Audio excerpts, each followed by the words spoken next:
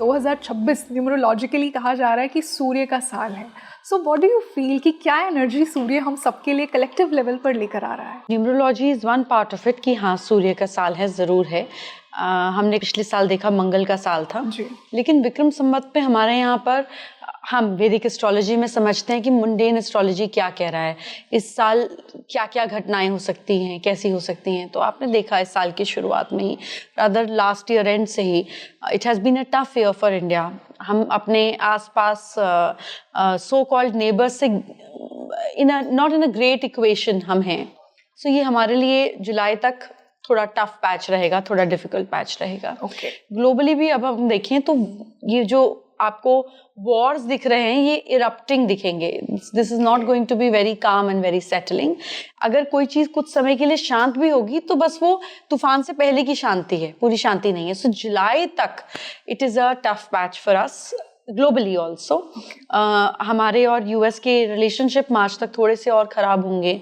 So there is lot of hiccups in this year. And सूर्य का ये भी काम है कि वो एक ऑर्डर को एस्टैब्लिश करता है, लेकिन ऑर्डर एस्टैब्लिश होने से पहले ऑर्डर डी एस्टैब्लिश भी होता है। कुछ खराब होता है तो ऑर्डर एस्टैब्लिश होता है।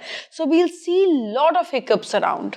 Okay. And ma'am, since you mention US, अगर हम वर्ल्ड लीडर्स की बात करें, ट्रम्प की बात करें, हमारे प्राइम मिनिस्टर श्री नरेंद्र मोदी जी की बात करें, तो उनकी पोजीशन आपको कैसी लग रही है आने वाले साल में? मोदी जी की भी पोजीशन जुलाई अगस्त तक थोड़ी टफ रहेगी। He will be internationally in a fix, थोड़ा स्ट्रेसफुल पीरियड रहेगा। And that has started from him last year November and से एंड टिल जुलाई तक थोड़ा सा तकलीफ भरा रहेगा। एंड देश और प्रधानमंत्री, ये दोनों चीजें हैंड इन हैंड चलती हैं, क्योंकि जो डिसीजन देश के लिए सही है उसको कोई तो लेगा और वो कोई प्रधानमंत्री जी हैं। तो ये चीजें पैरेलल चलती है। तो जो अगर प्रधानमंत्री जी का वक्त खराब है तो एक तो वक्त खराब हुआ कि जी आपकी पर्सनल सेहत पे असर है, लेकिन उस पर भी आपकी वर्केबिलिटी, आपकी डिसीजन मेकिंग, इन सारे एरियाज में भी उस पर फर्क पड़ता है। तो प्रधानमंत्री जी का ही मेजरली ये समय थोड़ा सा टफ है। Okay. And what about Trump? देखिए, Trump has actually the mindset that he has, मैं क्या बोलूं, मतलब इतने बड़े व्यक्ति हैं और इतनी पावरफुल पोजीशन पे ऐसी बात करते हुए अच्छा भी नहीं लग रहा। मगर जितना लोगों को लगता है कि वो इनोसेंट हैं, इनोसेंट तो नहीं बोलते बट वो बुली हैं, वो बस कर देते हैं, ऐसा नहीं है। He is a extremely stubborn strategic person. हर एक चीज के पीछे उनकी स्ट्रैटेजी होती है। And he will also look for ways to bring his own family into politics, you know, after this era of his ends. तो ट्रम्प का कहीं ना कहीं इम्पैक्ट कुछ और समय तक रहेगा यूएस के ऊपर। ओके। सो मैम, अब हमने एक ग्लोबल लेवल पे सिचुएशंस को डिस्कस किया। आपने कहा कि वॉर लाइक सिचुएशन हमें और होने को दिख रही हैं, और अभी जो ये समय चल रहा है इट्स द काम हमारे देश के लिए भी दिख जी, रही है। हमारे देश के लिए भी आपने कहा कि ये वो शांति है तूफान से पहले की। So let's see.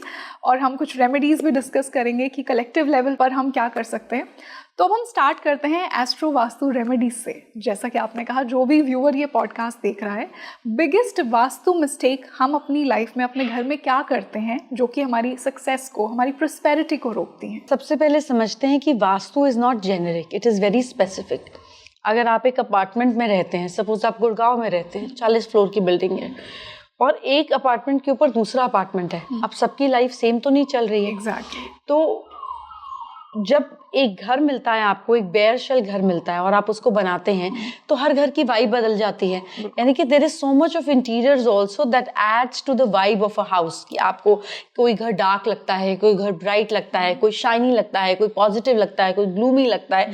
ये सब बनने की बात है। बनने से पहले एक वो ढांचा है, एक स्ट्रक्चर है। जैसे हम कहते हैं कि हर घर कुछ कहता है जी। तो वो जो हर घर की कहानी है वो आपको जचेगी कि नहीं, आपको सूट करेगी या नहीं। सपोज करते हैं कि एक बिल्डिंग बनी जिसमें 40 अपार्टमेंट्स या 50 अपार्टमेंट्स एक दूसरे के नीचे हैं और सबके नॉर्थ ईस्ट में टॉयलेट है, तो 50 के 50 लोग तो बीमार नहीं ना हो सकते और एक ही समय पे नहीं हो सकते। So it is when the science was documented, Vastu, it was initially for palaces, it was initially for cities, it was for temples, it was for bigger structures. आम लोगों के घर की बात नहीं थी। और तब उन लोगों ने ऐसा भी नहीं सोचा था कि एक दिन एक अपार्टमेंट बनेंगे और एक के नीचे एक लोग रहेंगे और इस तरीके से पाइपलाइन जाएगी. It was a very different system at that point of time. लेकिन आज सब कुछ अलग है, आज हमारा माहौल अलग है. So every beautiful sciences that we have in the past needs to bring to utility in today's time, आज के ज़माने में, है ना. जैसे तब के ज़माने में मुझे याद है हम छोटे होते थे और मेरी मदर बहुत सिंपल हैं, आज भी सिंपल हैं. तो हमारे स्कूल में बच्चे आते थे और उस ज़माने में जिनके पेरेंट्स एडवांस होते होंगे या थोड़े फैशन ओरिएंटेड होते होंगे, उन बच्चों को मेकअप की एक्सेसिबिलिटी मिल जाती होगी. तो मेरी एज की गर्ल्स कुछ चीक्स पे लगा लेती थी, कभी कभी लिपस्टिक लगाकर स्मच कर कर आ जाती थी. हमारे पास एक्सेसिबिलिटी नहीं थी. मेरी मदर ने तो कभी आज तक ब्लश लगाया ही नहीं, मतलब ब्राउन लिपस्टिक लगाती थी तब भी और आज भी. तो एक्सेसिबिलिटी हमारे पास नहीं होती थी. But it was a primitive तरीका जिसको हम बीट रूट को, चुकंदर को लेकर, छिलका लेकर घर से निकलती थी और स्कूल आते आते यहाँ पे घिसकर लगा देती थी और फिर उसको रब कर देती थी. फिर वो ड्राई हो जाता था तो एक डॉट वैसलीन लेकर उसके साथ में रब कर देती थी. ये जुगाड़ ब्लश था उस जमाने का. आज भी कोरियन टेक्निक्स आप लोग वही चीजें फॉर्मुलेट कर रहे हैं, लेकिन सब सिस्टम बदल गया. अब वो बीटरूट का जूस लेते हैं, उसमें एलोवेरा जेल मिलाते हैं, फिर उसको सिलिकॉन आइस क्यूब में डालते हैं और फिर लगाते हैं. इट्स द सेम थिंग जो मैं आज से लगभग 25-30 साल पहले स्कूल में किया करती थी. Similar things are back into system but in a more refined way. So this has to happen to our sciences also. This should happen हमारी एस्ट्रोलॉजी, वास्तु, बाकी चीज़ों को भी, क्योंकि सब कुछ बदल गया एंड करने वाले भी डिफरेंट है. तो उनको भी आप new age, new technology, new logic के साथ चीज़ों को देंगे तो समझ में आएगा ना, नहीं तो कैसे समझ में आएगा. So vastu is very personal, it is not generic. आपका डेट ऑफ बर्थ, आपका टाइम ऑफ बर्थ और आपका प्लेस ऑफ बर्थ से जो हॉरोस्कोप बनता है, उस हॉरोस्कोप में क्या दशा चल रही है ये डिसाइड करेगी कौन सी दिशा आपके लिए बेनिफिशियल है या नहीं. जैसे कभी आप एक घर में रह रहे हैं तो सब ठीक ठाक चल रहा है. अब आप मंगल की दशा में चल रहे हैं और आप का मंगल अच्छा है हॉरोस्कोप में, आप अच्छा पैसा बना रहे हैं, सब कुछ कर रहे हैं और आप साउथ फेसिंग घर में हैं तो आपको बहुत फायदा होगा. वैसे भी ये मिथ है कि साउथ फेसिंग घर दिक्कत देते हैं, साउथ फेसिंग घर अच्छे नहीं होते. ऐसा कुछ नहीं है. हर एरिया का साउथ ज्यादा प्रॉस्परस, ज्यादा रिच होता है in the matters of real estate and property. तो साउथ फेसिंग क्यों गड़बड़ देगा, मगर आपका मार्स कैसा है ये डिपेंड करता है. सो साउथ फेसिंग अगर आप घर में रह रहे हैं और आप साउथ की प्रॉपर्टी में रह रहे हैं, मंगल की दशा है तो आप उसमें सुपर फ्लरिश करेंगे अगर आपका मंगल अच्छा है जी. अब आपकी राहु की महादशा आ गई और आपका राहु नीच का है तो साउथ वेस्ट डायरेक्शन में तब टॉयलेट था, आपको दिक्कत नहीं हुई क्योंकि आप मंगल की दिशा में थे. अब ये राहु जो ड्रेनेज का ही कारक है, साउथ वेस्ट डायरेक्शन का अधिपति है और राहु की महादशा. अब इस टॉयलेट का आप ट्रीटमेंट नहीं करेंगे तो आपको बहुत तकलीफ होगी, आपको बैक में प्रॉब्लम होगी, आपको हेल्थ के इश्यूज आएंगे. तो आपकी दशा डिसाइड करती है कि आप कौन सी दिशा पर हमको ध्यान देने की जरूरत है. And that is applicable to every member of the family. आपके बच्चे के लिए जिस एरिया का वास्तु हमें कंसर्न देने की जरूरत है वो उसका बेडरूम है.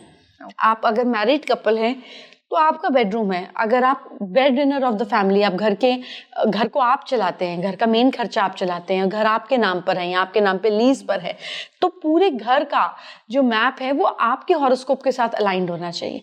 And that is where you see magical results of Vastu in your daily life.